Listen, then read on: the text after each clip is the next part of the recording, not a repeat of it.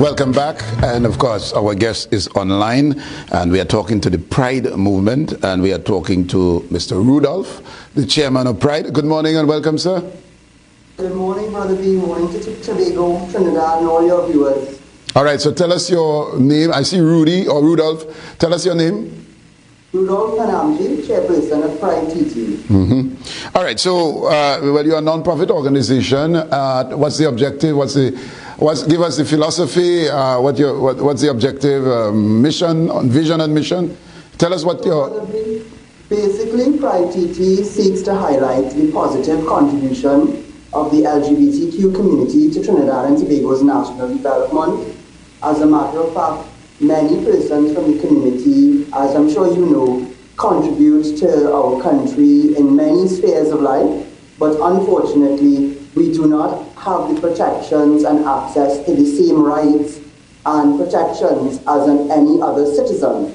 So PrideTT uses this platform to focus on the positive work that we're doing and to really work with other stakeholders to find ways for our community to get those protections and access those rights.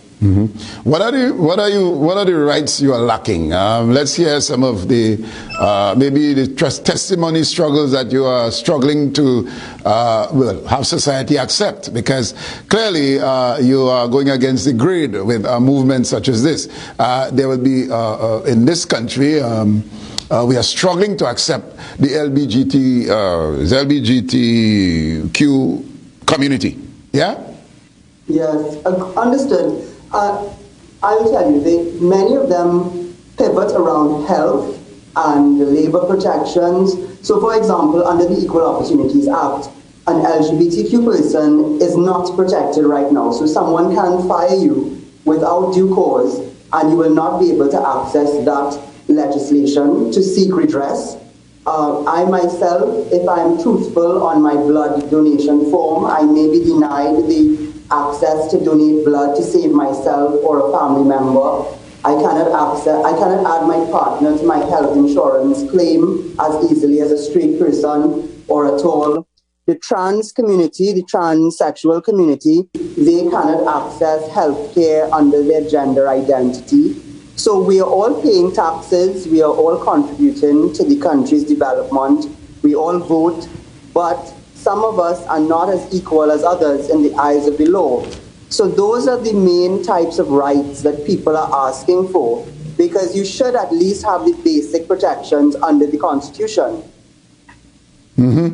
All right, and well, are you making, well, so where do you see this, how do you intend to get the redress that you seek? Are you writing to Parliament? Is your organization seeking to have legal representation?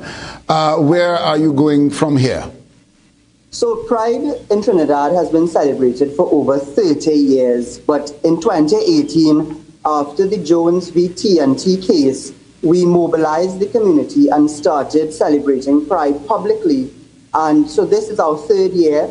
And we've grown by leaps and bounds this year with the subcommittee in Tobago, which is led by Giselle and Lucky and Russell and Todd. We were actually able to expand Pride celebrations from Trinidad into the Sister Isle. And we have thousands of persons in the community and other allies who have come forward to support us. And what we did this year, as it's election season, is we actually engaged all of the political parties. We ran an assessment survey which received over 300 responses, and we are submitting that to the various parties. Now, the work is ongoing.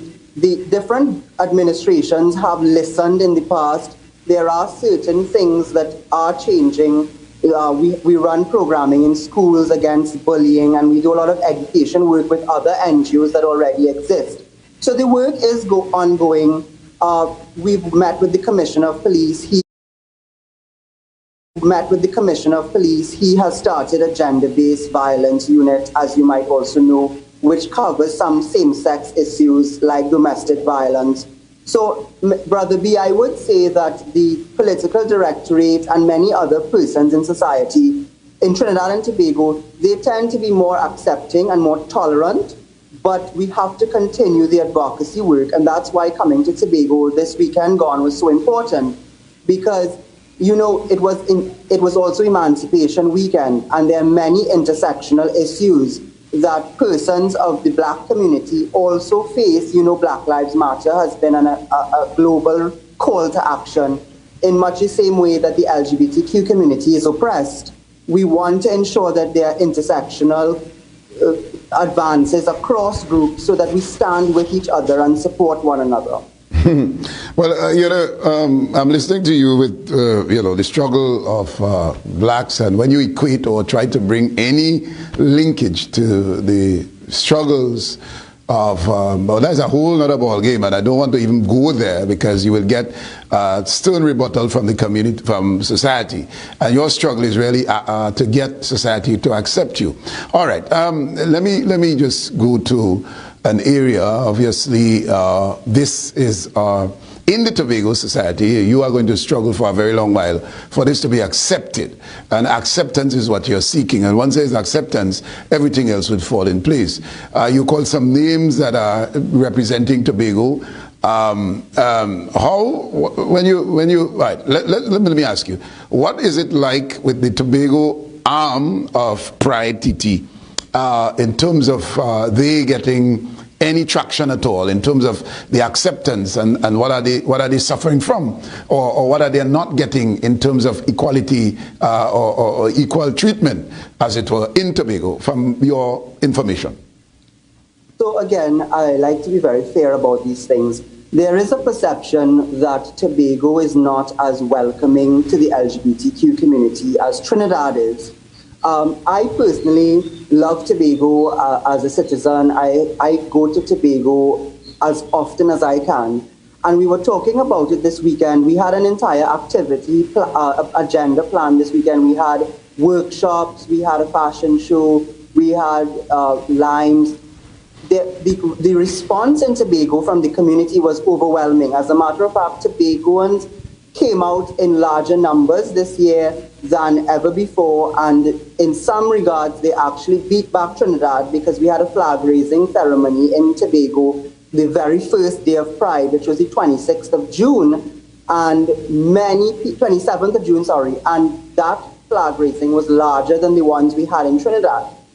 Now, their main complaints, as I said earlier, revolve around the fact that if something happens to them, if they are victims sometimes of violence, let's say in a same-sex relationship there is domestic violence, and they need to report that to the police, there are times still when some members of the police may laugh at them or treat them in an inequitable manner, again in the realm of healthcare and access to those other protections in the workplace. Some of them still feel very uncomfortable to come out and to really live their identity, so that bullying remains a factor in schools. And then you also have what we call microaggression and micro prejudice, where people may not outwardly discriminate against you, but you do know that you are not welcome in a space. So, in fact, at the end of the day, the citizenry of Trinidad and Tobago actually is very tolerant and more accepting than other territories around the world. And we are happy for that. Many of us have friends and allies who are not members of the community. But we really want the government, which is a secular body that represents all citizens, to recognize our rights and to uphold them in law, just as they do with every other citizen. And that is where the struggle really remains. Mm-hmm. Not so much among the population, but in the political directorate. Mm-hmm. Do you get that from a Bible perspective or from a religious perspective? Sure. Do you get condemnation? This is Sodom and Gomorrah. These are the end of time. You people are blasphemous and you don't deserve to be among us, and so on. And they measured sin. I do whatever evil, and they're seeing you as the most evil, and you deserve to be punished and not accepted. How do you respond to those condemnations based on biblical and spiritual or religious perspective? So quickly, as I said before, we just finished Emancipation Weekend. Leviticus itself, chapter 25, speaks to the fact that you can own a slave once they don't come from your own nation. There are many teachings of, not only in the Christian faith, but in other religions as well, that sometimes are taken and people use those, as you're correctly saying, as justifications to oppress others. But we also held an event with leaders of faith during Pride this month. They represented the Anglican faith, the evangelical faith, the Hindu faith, the Islamic faith. And what these leaders said is the same message: God is love.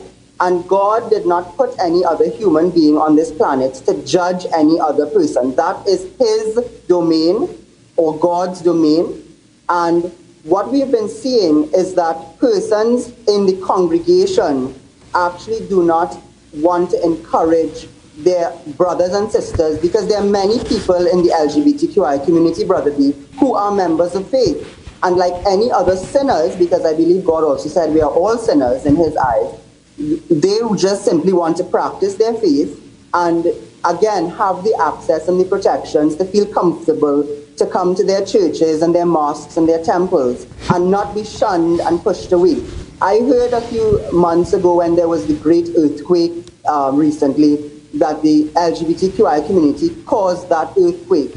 I think in the year 2020, some of those notions, unfortunately, are not as relevant as they used to be. People don't hold on to those types of justifications, especially in the millennial and the younger generation. So there will always be this back and forth with religion. But I am sure that people can agree there are many other grievous acts like corruption, theft, rape, murder, that should really be focused on, and poverty by the religious community. And as you say, rather than prioritize LGBTQ persons as their top sin, maybe they should look elsewhere and use their vast resources and networks to solve those community problems and stop propagating. And I want to be very clear, not all persons, but some religious leaders and some persons of faith propagate hate and bigotry using God's words. And I don't think he would look very kindly on them on their day of judgment. So that's all we'll say about that. We belong to faith, and we want to practice our faith, and we believe that God is love. All right. All right. So in closing, what would you want to tell or let the public know about Pride? Well, this weekend was the end of Pride. It's normally celebrated between June and July in Trinidad and Tobago. This year was very successful. As I said, we were so grateful to be welcomed in Tobago by the LGBTQ community and many other persons. There was absolutely no violence. There was a lot of fun and upliftment. And we just want to say to Trinidad and Tobago, we will continue to contribute to our country's development. We simply want your acceptance and the agreement that we should also enjoy and be protected under the same rights as you. And as we look forward to Independence Day, I want to let people know a bit of our history, that our national flag was actually designed by Carlisle Chang, who was a member of our community. So we have contributed to our nation's development, and we will continue to do so, and we love all of our citizens and want to work with you during these COVID-19 times and beyond to really rebuild our nation and make it stronger. And thank you very much for having us and to share this message, Brother B. All right. And all the best to you, my brother. All right. Thank you, sir. All right. So we go for a break.